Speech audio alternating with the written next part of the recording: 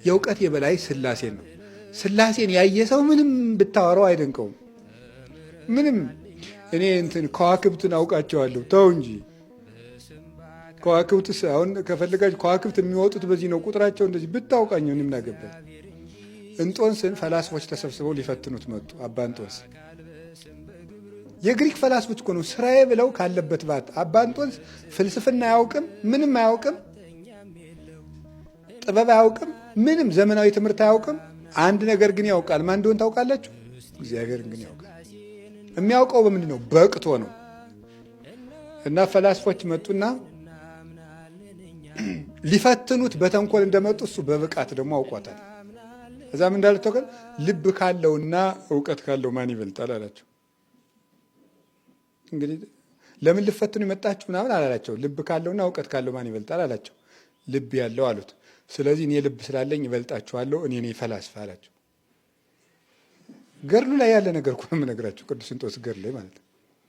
ፈላስፋ እሱ ነው በለጣቸው ማለት። ልብ ያለው ይበልጣል እውቀት ካለ። የልብ መጨረሻዋ ማረፊያ ወደቧ ማንን ማየት ነው? እግዚአብሔርን ማየት ነው። እና ያንን እኮ ነው ሐዋርያት ልባቸው ያረፈው ያ ጎርፍ ነው። ያ ጎርፍ ጎረፈላቸው። ጭጻጥ ዚያዋላ ፈሪሳዊ ቢያወራ ምናምን ቢዶልት ሰይፍ ዞ ቢመጣ ቁም ነገርም የለም። በጥፊ ቢያጠቃርናቸው ደስ እያላቸው ወጡ። ምክንያቱም ያ የብርሃን ጎርፍ ልባቸው ውስጥ ይጎርፋል። ያለ ጎረፈን ሰው ስለ ሰይፍ ብታወራው እሳት ነደደ ሰራዊት ቁሟል ብትለው አይሰማም። ጆሮው የእግዚአብሔርን ድምፅ ብቻ ነው የሚሰማው። እግዚአብሔር ያበርልህ የሚለው ይሄን ዝም ብሎ ሌላ ነገር እንዳይመስላችሁ። በልቤ ብርሃን ውስጥ እግዚአብሔር የሚያበራለት ሰው እንደምታውቃላችሁ እግዚአብሔር ብርሃኔን ነው አለና ከዛስ ምንትኑ ያፈራኒ ሰራዊት ከቧል ምናምን በሉት ምን ይጸባኒ ታይን ይፈራኒ ልቤ የሚለው ያድነኛል፣ ይጠብቀኛል፣ ያስጠለኛል እያለ አይደለም ዳዊት።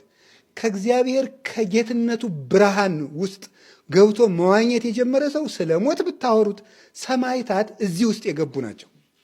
እዚሁ ስለገባ ሰው ምንም የሚያስፈራም የሚያስደንቅም ነገሩት ቀልድ ነው።